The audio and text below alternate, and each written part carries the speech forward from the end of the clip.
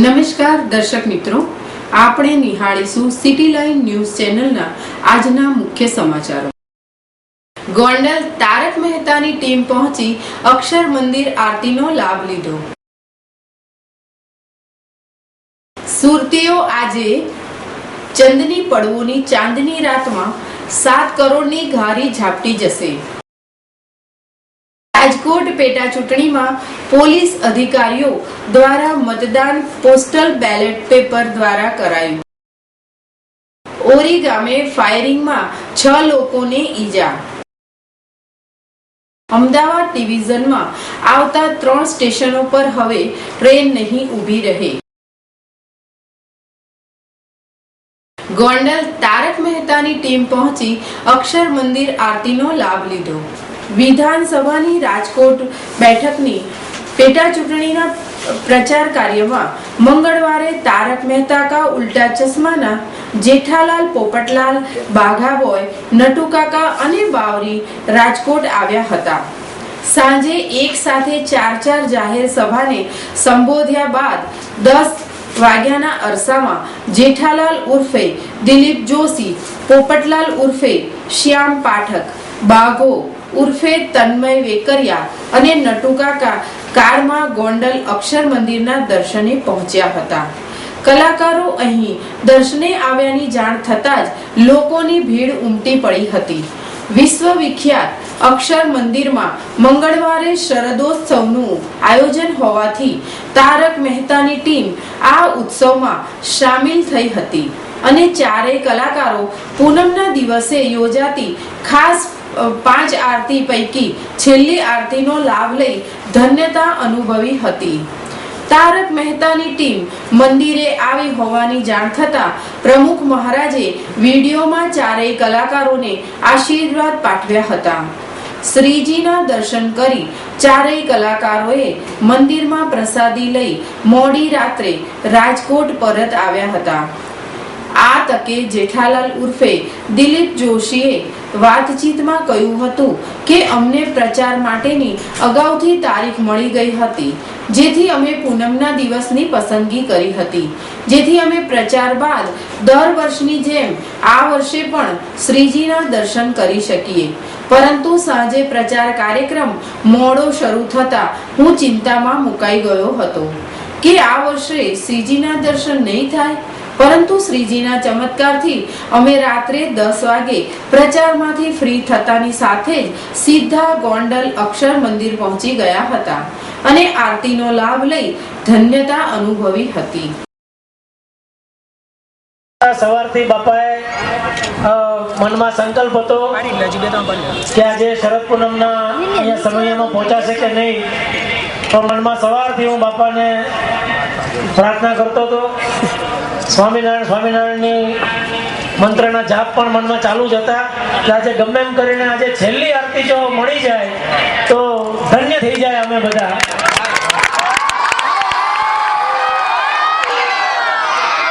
અને બાપાએ જો કેવો અમારો સંકલ્પ પૂરો કર્યો, છેલ્લી આરતી પહેલા જ અમે બરાબર અહીંયા હાજર થઈ ગયા। અને શાંતિ રાખો, શાંતિ રાખો। सदगुरु संत बैठे हैं, थोड़ी अमान्य रखो। जैसा शब्द नहीं बोल सकते। इधर तो स्वामीनारायण स्वामीनारायण स्वामीनारायण स्वामीनारायण।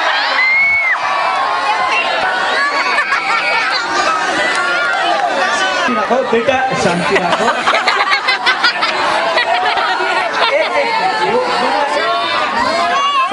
ભગવાનની બહુ કૃપા છે। તન્મયભાઈ વેકરિયા, બાકાભાઈ હાથ ઊંચો કરો જરા। શ્યામભાઈ પાઠક, પોપટલાલ હાથ ઊંચો કરો। અને જેઠાલાલ તો તમે ઓળખો છો, અમે બધા ઘણા કલાકારો છીએ, પણ અમે બધા સ્વામિનારાયણ ભગવાનના ભગત છીએ, અમે હરિભક્તો છીએ। વર્ષોથી અમે બધા નાટકોમાં તમે અવાજ સાંભળતા હશો, એ અવાજ સંવાદ આશીર્વાદમાં અમારા બધાના હોય છે અને આ સ્વામિનારાયણ ભગવાનના આશીર્વાદ છે. અમારી સિરિયલ ઉપર પણ આશીર્વાદ છે. આ ચમત્કાર છે. 7 વર્ષથી તમને બધાને જે અમે સાધીએ છીએ એ સ્વામિનારાયણ ભગવાનના આશીર્વાદ છે. બધા જેઠાલાલ છે. હા બેટા, તમને વાગે નહીં. છોકરાઓ ચડ્ડી ન જાય. શાંતિ રાખો બેટા. જેઠાલાલ શેઠને હું વર્ષોથી કહું મારો પગાર વધારો. સાંભળો. હવે ગુણાતીતાનંદ સ્વામીની જન્મ શતાબ્દીમાં હું હાજર થઈ ગયો. બાપુજીના આશીર્વાદ મળી ગયા. હવે નક્કી જેઠાલાલના મનમાં ભગવાન વસી જવા અને મારો પગાર વધી જવાનો.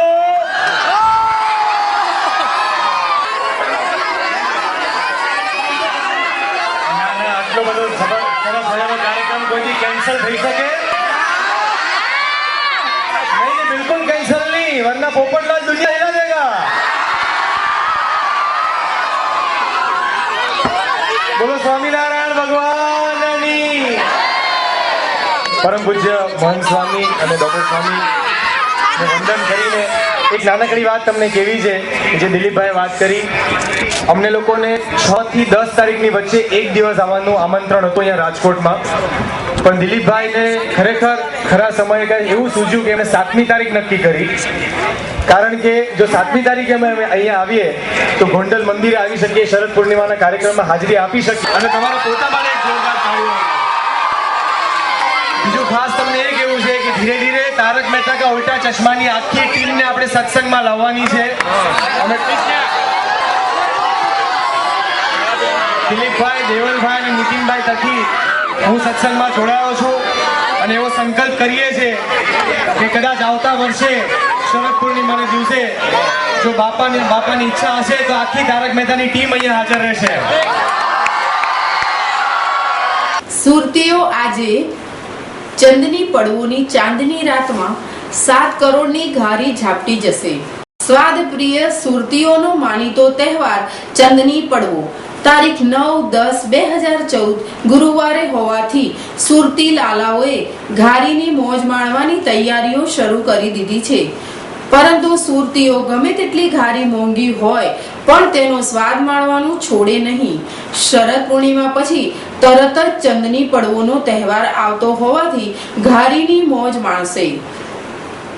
ચંદની પડવોના દિવસે ઘારી ખાવાની પ્રથા પ્રથમ પુરાણી કથા છે કે સુરતના એક સમૃદ્ધ રાજાની સ્મશાન યાત્રા ચંદની પડવોના દિવસે નીકળી હતી. ત્યારે ઘારી વહેંચવામાં આવી હતી. ત્યારથી જ સુરતી લાલાઓ આ દિવસે ઘારી ખાઈને મોજ માણતા હોય છે. એક અંદાજ પ્રમાણે સુરત તથા સુરત આસપાસના વિસ્તારમાં કુલ રૂપિયા 7 કરોડથી વધુની કિંમતની 130 ટન એટલે કે 1,30,000 કિલો ઘારી તૈયાર કરાઈ છે, જેનું વેચાણ થઈ ચૂક્યું છે.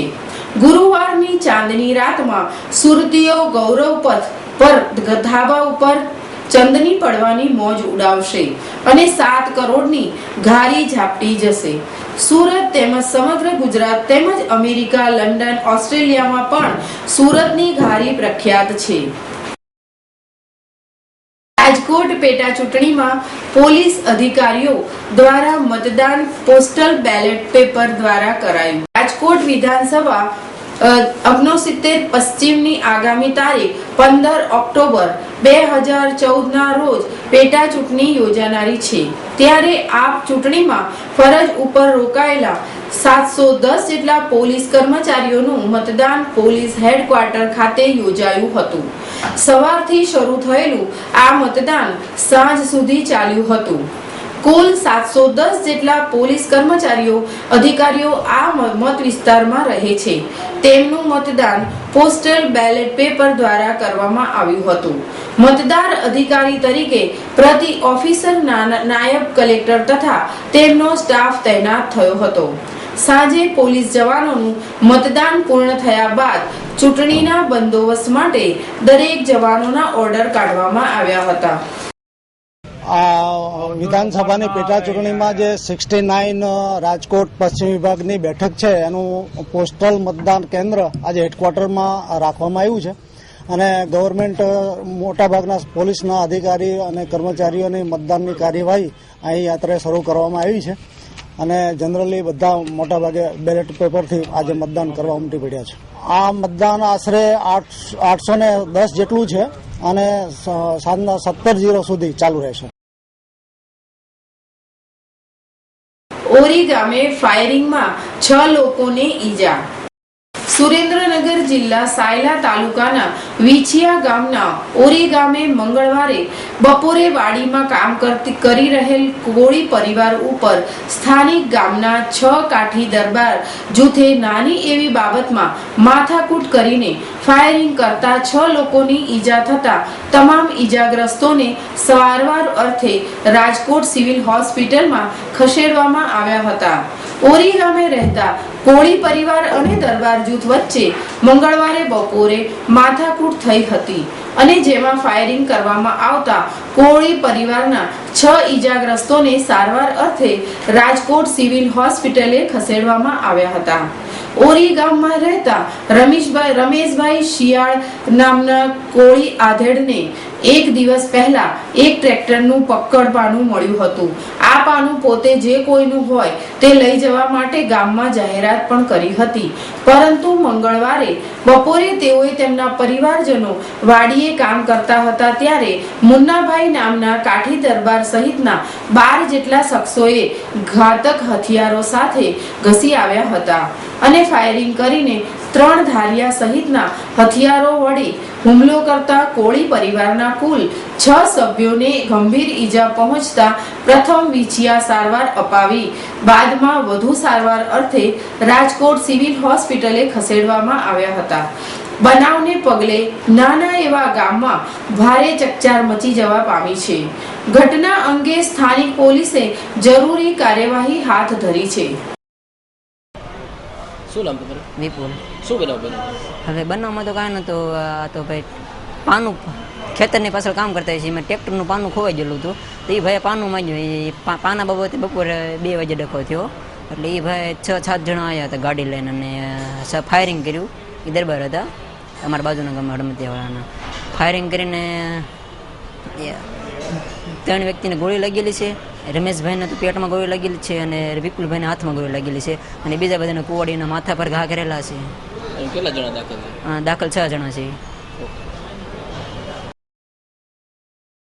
અમદાવાદ ડિવિઝનમાં આવતા 3 સ્ટેશનો પર હવે ટ્રેન નહીં ઊભી રહે. અમદાવાદ ડિવિઝનમાં આવતા વિવિધ રૂટોના 3 સ્ટેશનો પર 11 ઓક્ટોબરથી ટ્રેનના સ્ટોપેજ બંધ કરી દેવામાં આવ્યા છે.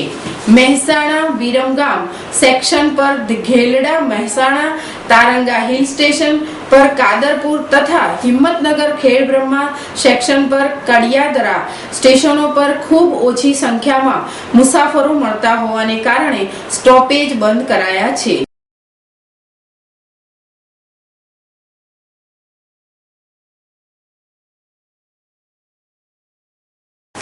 તો આપ નિહાળતા રહો સિટી લાઇન ન્યૂઝ ચેનલ.